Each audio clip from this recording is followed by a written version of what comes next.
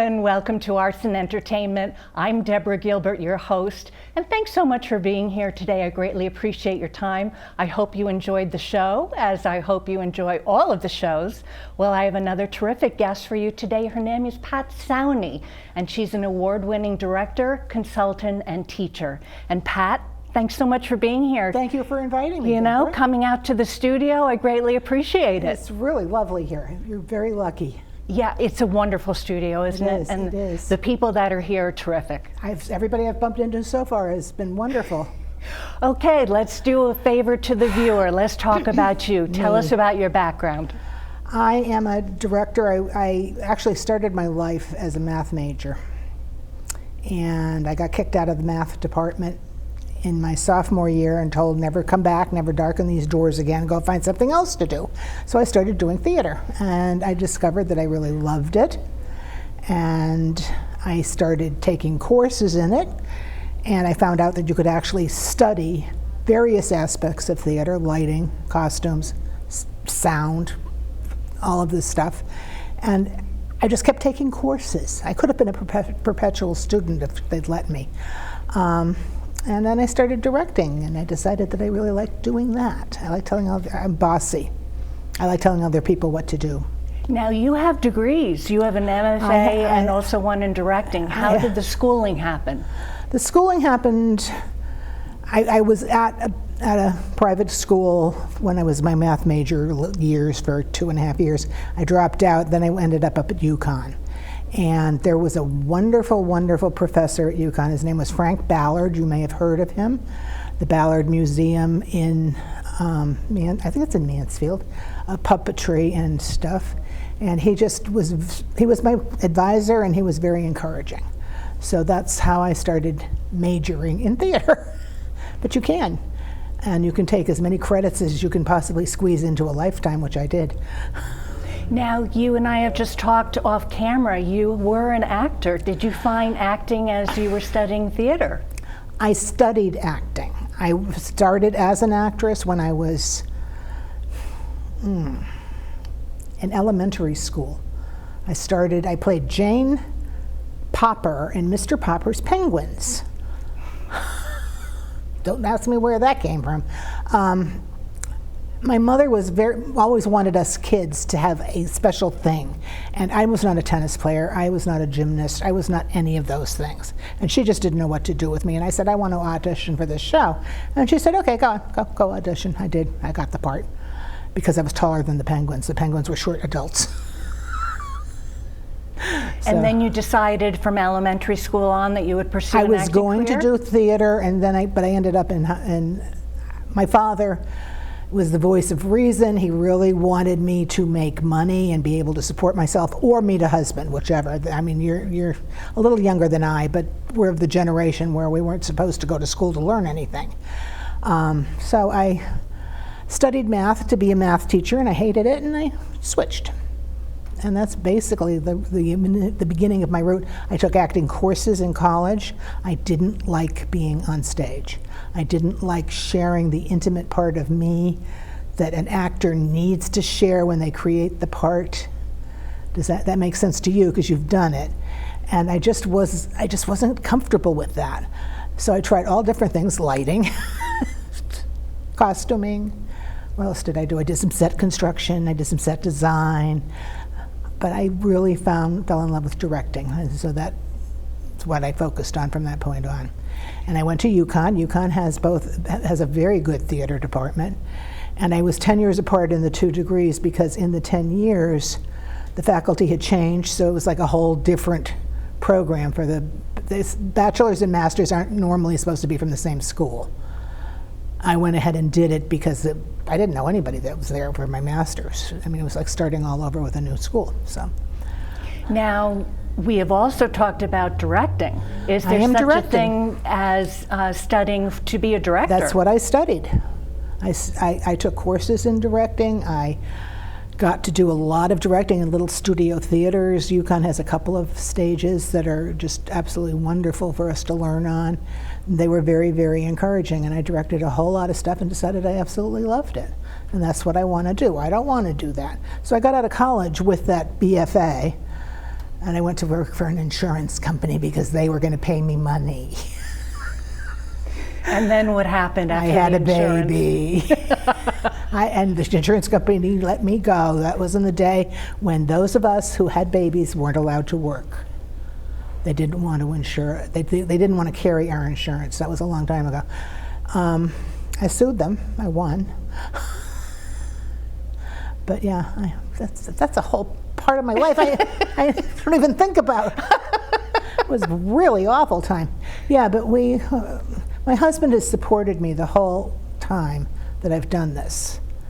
You know, he's let me study. He manages to leave me alone when I need to be left alone, and he's always there for me to bounce ideas off of. Because occasionally I need to do that. I'm a collaborator. In theater, we collaborate. The directing, how did that come back into your life after the insurance world and your family life? I decided that's what I wanted to do, so I started directing. I directed, I think, the first show. Well, I directed for Guilford High School and for Nutmeg Players. You're probably not familiar with. Are you familiar with Nutmeg Players? Yes. They were very, very active on the shoreline, and we moved into, I forget which. We went from Clinton to Madison to Guilford, and now we're in Old Saybrook. So we kind of hop, skipped, and jumped along. But yeah, I don't remember where my train of thought just derailed. But directing is where you find that's your home. That's what I'm good at. I'm real good at interpretation. I'm real good at the analytical part of it. And I'm also, you're going to think I'm crazy, but when I read a script, I see pictures of what's happening and how it should be when you take it off the page and put it upright. Does that sound crazy? No, not at all. That's what I do. For the viewer that's out there that would like to pursue coming out of an acting career but would like to direct or follow your path, do you recommend study, workshops, getting involved in theater? What are your thoughts? All of the above. We're in a rich community of culture here in Connecticut. There's an organization called New England Theater Conference, NETC, which is, I think, the offices are located in Hamden. I'm not 100% sure of that anymore. But they offer a convention every year, and you can go and take workshops and all kinds of different things, and you don't have to be experienced. So I would suggest that anybody that wants to play, just kind of fool around in that part of the arts, do that. You know, go to an NETC convention or work with kids. People, they're hungry for directors with children, if you're good with children. I'm not always. Sometimes I am. I like the little tinies, but you know, those middle school kids these days get me tired. How does somebody become a director? I know you mentioned education. Is it just doing? Yeah, I think so. I think you just do it. You I don't know. You do it, yeah, it is. It's what I do. There. So what are you presently doing now? I mean, award-winning director, consultant, teacher. Tell us, what does that mean? In retirement. Award-winning is basically all my productions have won awards, and I don't get that many awards. I don't get as much acknowledgement. But what do I do? I'm directing with Ed Wilhelms at Drama Works Theater Company at 323 Boston Post Road in Old Saybrook. I remembered it. There you go. And Ed's letting me direct right now. I'm directing a lovely little piece called Dancing Lessons. It's two people. I just finished doing probably what I thought was going to be the hardest piece I've ever directed, but it was the most amazingly wonderful thing. And that was Ages of the Moon. It's a Sam Shepard play that was commissioned by Trinity Theatre in Dublin for them to produce, and it has very Irish roots, very Beckett and that kind of history to it, and I loved it. And I worked with two absolutely amazing actors, Brian Cunningham and Kevin Miller, were in it, and it was a two-hander. We discussed that's a two-person play equally shared by two actors. They were amazing. They were just absolutely terrific, and the two people that I have now are wonderful as well. So, what does a director do? You haven't asked that yet. Go ahead. Please answer. You create stage pictures. You're responsible for making sure the actors know their characters. You are in the business of representing the author, the production company, and taking care of your actors. So it's kind of like a parent. Lots of different responsibilities, and responsible to and for a bunch of people. I'm really good at creating stage pictures. That's where people are. And when you look, a lot of stages have a frame around them that's called the proscenium, and what happens inside that proscenium is what I'm responsible for. And sometimes it's out in the open theater in the round, like Long Wharf or Hartford Stage. And Ed's theater is, it's a black box, which is exactly what I said. It's a black box, totally black walls, and whatever we put in there on that little black stage is the world of the show. And we have to create the world of the show for the audience and be true to the playwright while we're doing it, and help the actors get through it. Now, in your bio and in the subject matter that you have sent me, it says 350 plays, endeavors. There are. You've been in the industry for many years. I am 75 years old. Okay. So I have been, yes. I've been doing this since I was in elementary school when I started. I wasn't directing then, but yeah. So I've done this for a long time, and I was even known to do 2 shows at the same time once upon a time. I don't know how I did that. I don't know how you did that either. I haven't got a clue. I directed 1 show for Nutmeg Players and 1 show for Guilford High School, and they opened on the same night. Were you in both places at the same time, kind of thing? No. The responsibility was to the high school. The grown-ups at Nutmeg Players could take care of themselves. Well, we're going to take a break right now. We'll be right back. I'll be seeing you. No, the thing I've missed the most during this entire time, this pandemic, has been you. I love playing to a live audience. There's nothing like it. The COVID-19 vaccines are going to help us all get back to the moments we miss. It's totally normal to have questions. I did too. That's why it's so important to get informed. So ask your doctor and get the facts. It's up to you. Jordan knows he shouldn't eat this entire bowl of nachos, but tonight he's earned that right. Because a few hours ago, in the middle of happy hour, he recognized a sign. Not from the gods or a bolt of lightning, but from a double heart, a kissy face, and a 4th ha in ha ha ha. That's when Jordan knew he was buzzed. So when it was time to go, he got a ride home instead of driving. Be a legend like Jordan. Recognize your buzz warning signs and get a ride home. Buzz driving is drunk driving. And welcome back to Arts and Entertainment. I'm Deborah Gilbert, your host, and again, thanks so much for being here today. Well, we continue on with our conversation with Pat Souney, an award-winning director, teacher, and consultant.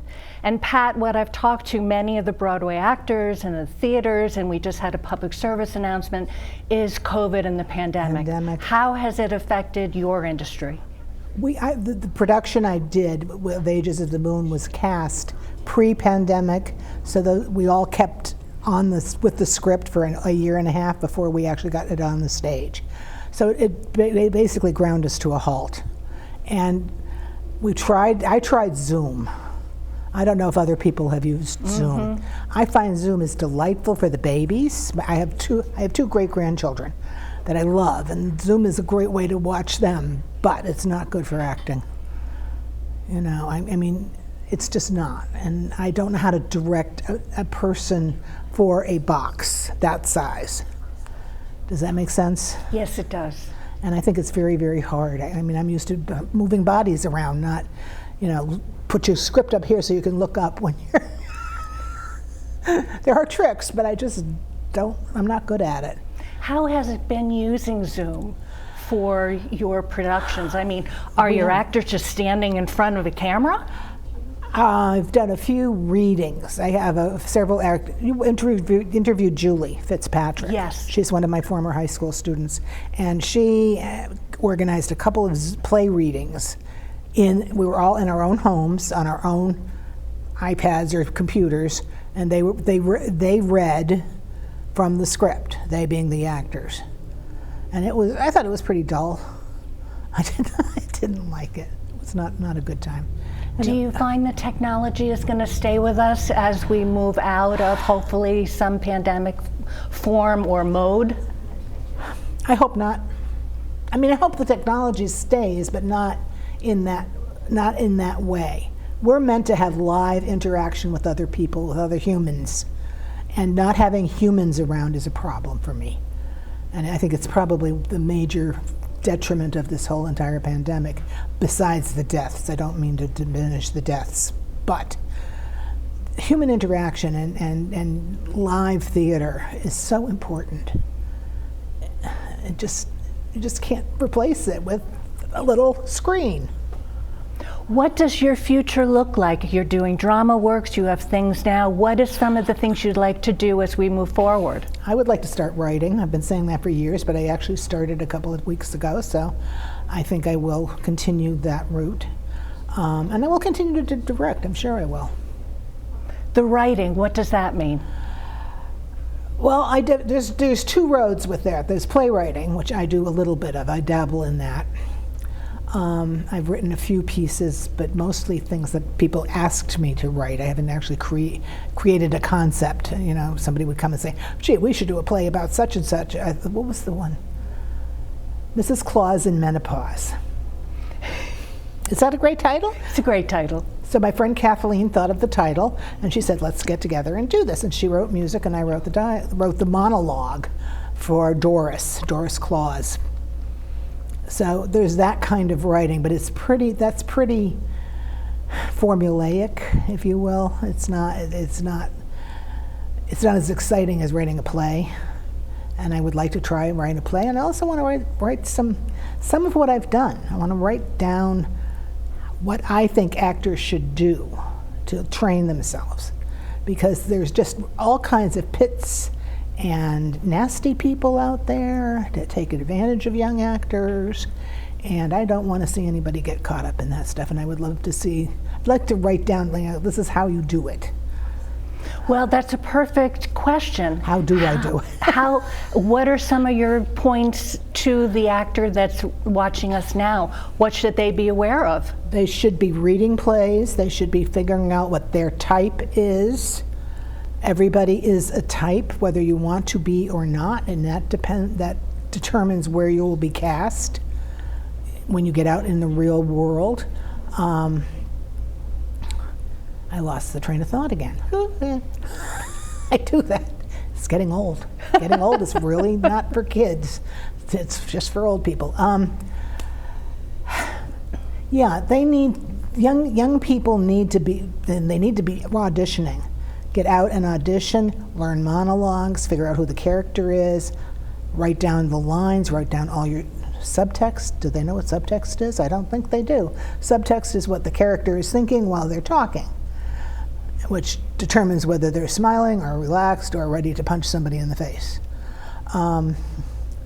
So you have to figure out the subtext. You have to go through and know your other characters in a play. It's not easy. It's very, very complicated, and you've been on the board, so you know. I do know. You know, it's not an easy task. No, it isn't. And it's not for self, and I don't know what the word is, but it's not for show-offs.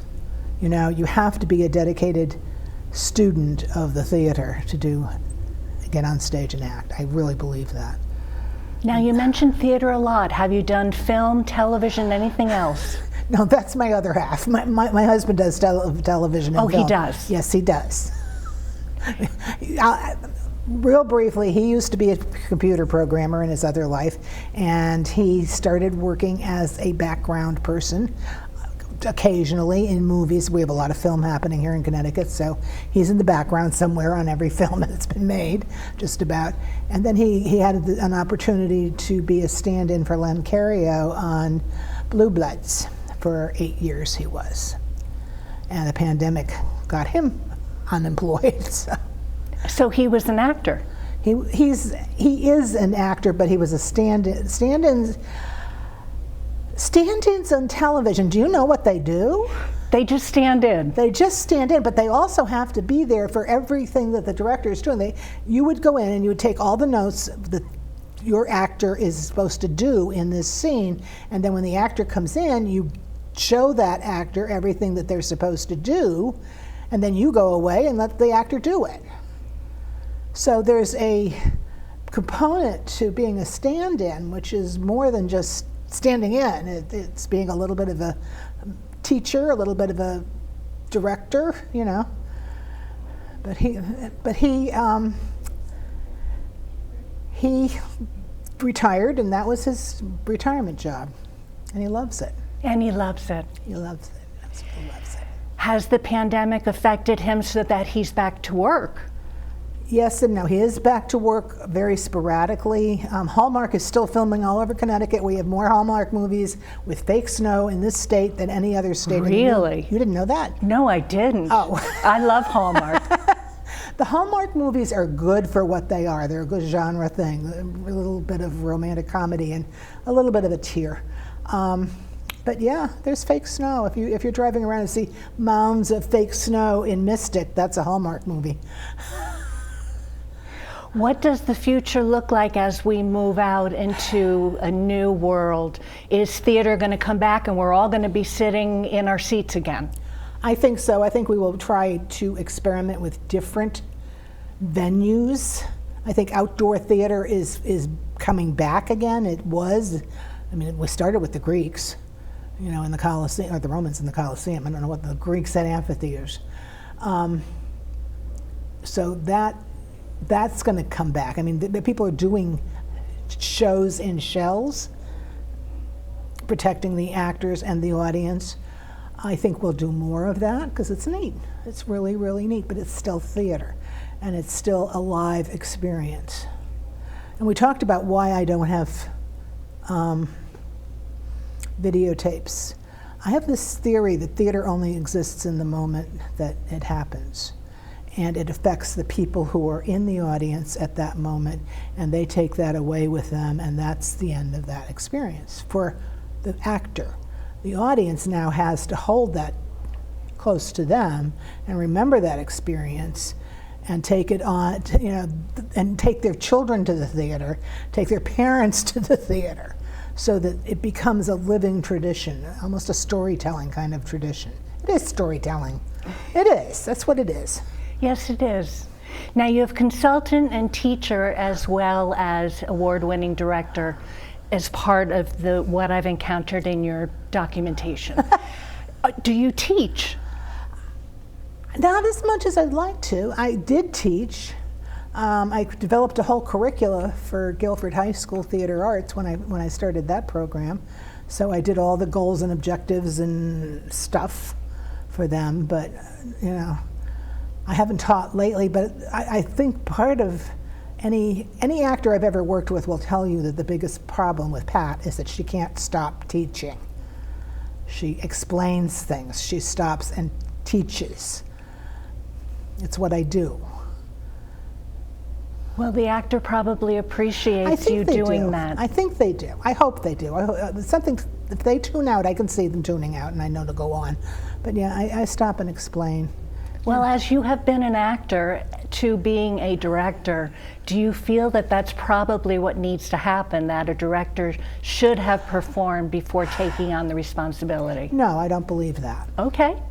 I don't believe that, although it certainly helps. Mm-hmm. And it certainly helps that I had somebody yell at me, and I refuse to give line readings. Do you know what a line reading? You know what a line reading is. It's how you say a particular line.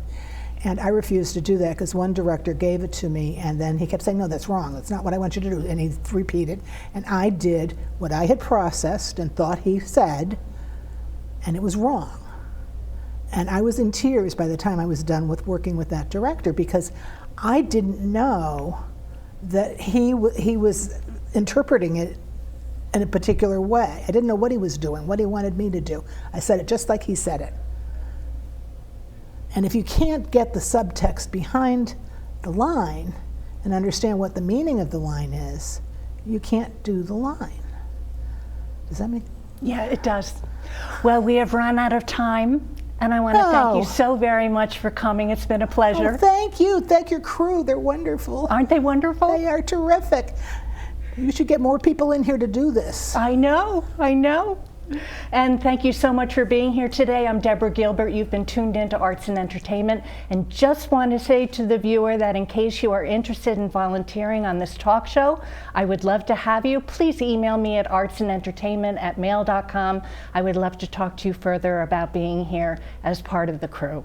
Well, that's it for me. I hope you enjoyed the show today. Have a terrific day. Thanks for tuning in. I'll see you soon.